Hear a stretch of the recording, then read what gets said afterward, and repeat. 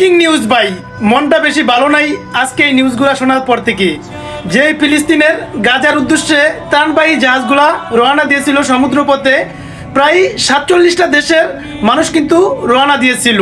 সেখানে আমাদের বাংলাদেশেরও একজন নাগরিক ছিল। প্রায় এই বিশ্বের কোন দেশের মানুষ ফিলিস্তিনের পাশে ছিল এবং কারা ছিল না, এই জিনিসটা বোঝা ভাই খুব টাফ ব্যাপার। আমি মনে করি পশ্চিমাদের মতো বেঈমান এবং নেমহারাম এই পৃথিবীতে আর হইতেই পারে না।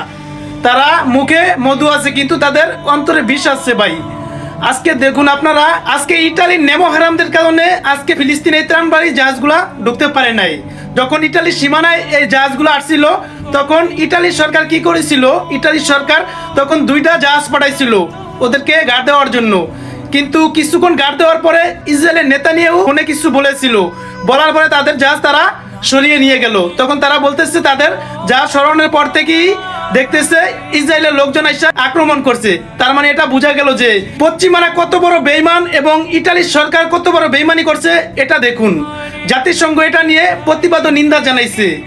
এই পশ্চিমারা হইতেছে মুখে মুখে ওরা অনেক ভালো থাকে, কিন্তু দেখুন ওরা অন্তর থেকে কতটা বিষ ওদেরকে যারা না চিনছে তারা তাদের এখনো মার পেটে আছে। এবং পশ্চিমাদের মতো কোনো বেঈমান এই পৃথিবীতে আর হইতে পারে না ভাই।